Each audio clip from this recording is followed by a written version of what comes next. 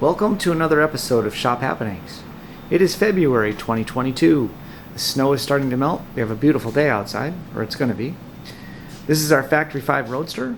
We've been working on this since September. Lots has happened since the last time I shot a video of this. We're just going to walk to the back of the car here. We've got our trunk aluminum in. That went in really nice for us. We did a lot of Cleco fastening before we drilled and riveted our holes, and that really worked well. It streamlined our process, made things go a lot easier. As you can see, all the rivets are evenly spaced. We have a jig for that, a little fixture that we use, and allows the rivets to be put in very accurately and very nicely. You can see here our Cleco fasteners.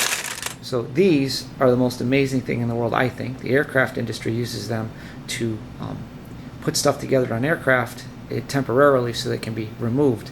And the way they work, real quick here, show you. Get a pair of Cleco fasteners or a pair of Cleco pliers. This is our Cleco plier, and these work really nice. And the way it works is that our Cleco fastener goes in our Cleco plier. Lock that in like that. And then as I squeeze, you'll see this end comes out. It shrinks down so it fits in the hole. And then when you release the plier, it holds whatever two pieces are together. And these Clecos are amazing. We use them all the time. We have several hundred. I went out and bought them myself. Really like these. They really make things easy to put together and take apart, and it makes a temporary fastener for us so that we can fixture things up. So I'm really pleased with those. If I back away, again, that's our trunk. We're going to work our way around to the front of the car. We have recently put in the floor for the driver's seat. As you can see, there's a great big red wire there. That wire is headed to our fuse box for our motor. It's going to be our main feed for the car.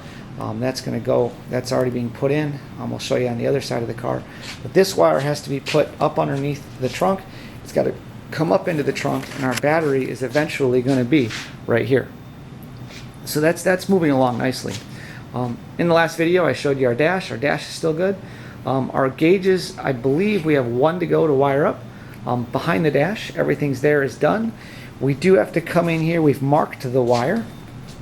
But way down in this little fuse box here, you'll see a wire with a piece of tape on it. That's the wire that activates the fuel pump for the harness for the car. We're going to cut that and then run our wire from our computer into there so that the computer that runs the Coyote Motor will run that fuel pump for us. And that's a better way of doing it, at least in this car. And speaking of Coyote Motors, there it is. That's our V8 Coyote motor inside our Factory 5 Shelby Cobra kit car. As you can see, it goes in with a shoehorn. That really is really tight. If I come over here on the driver's side, you will see that the header is literally a finger. If you can't put your finger in between our firewall where our footbox is and the header, they're really, really tight. And you can see that the valve cover is almost hitting. This is super duper tight to put in this car. Really, really crazy. On the passenger side, there's a little more room just because we don't have to put in pedals and things. So you can see that there's a lot more space here for the headers and all that. If I back up, you can see the computer we mounted based on the specification that Factory 5 gives us. We can still see our cabling is still hanging, but this is almost done. If I go back to the driver's side, way down underneath the motor, we have all of our sensors. This is our water sensor and oil sensors. The computer gets an oil sensor and the dash gets an oil sensor, so that's teed together. And there's also a water sensor buried in there. And you can see the wires for the alternator as well. So a lot going on there. We've also bled our brakes. In addition to brakes, our cooling system is almost done. We put our radiator back in. My students made temporary mounts for these. So if I spin around here, you can see we have a piece of angle iron here. Well, we made that piece of angle iron. That's out of two pieces of flat steel that were rather larger than a regular angle iron that we had on hand. And then we made these little teardrop pieces. So this was done on our CNC plasma cutter. We made this teardrop piece that holds a piece of square 1-inch tube that holds the radiator up temporarily. The way Factory 5 does their radiator mount is the radiator, these holes, will be mounted directly to the body of the car and the sheet metal of the car. And that's what holds the radiator in place, is the body and the sheet metal around that. So it's kind of neat. So we made these to temporarily hold. They're completely adjustable. We can rotate the bar, do all sorts of stuff with that. So that makes life a little easy for us.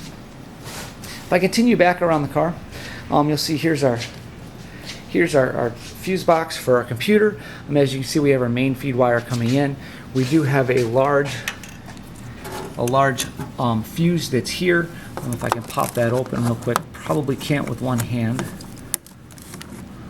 So I would show you that fuse if I could open it up with one hand, but there's a big fuse in here that protects our computer and our car from the battery. We still have to wire up our wiper motor.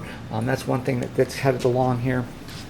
And I guess the last thing I want to show you on the car itself is we're starting to put our sheet metal in for our transmission tunnel.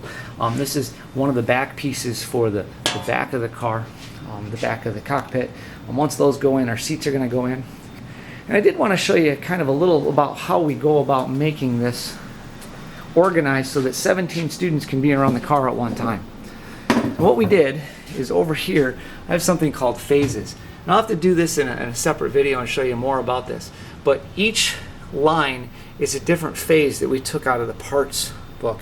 And each little magnet that you see of different colors represent different things. So green means we're working on it, red means we're behind, yellow means we're working on it but we're slowly falling behind, and black means that that's something that we're missing parts for, or something that's going on with the car that we need to address and do further research on. When you look at a phase, or my students, when they look at one of those phases, they go to a book, and you see we have a book right here.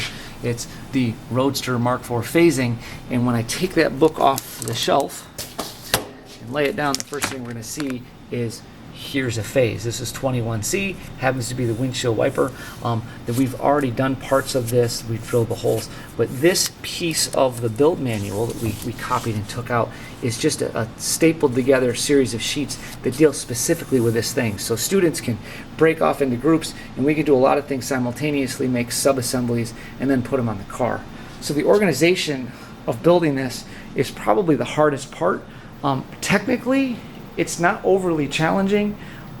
It's just getting past the learning curve of learning what all the tools are and where things go and how to get it put together in an efficient and timely fashion. I hope you enjoyed this video. I hope you come back to watch some more, and look forward to seeing more of these postings. Thank you for watching.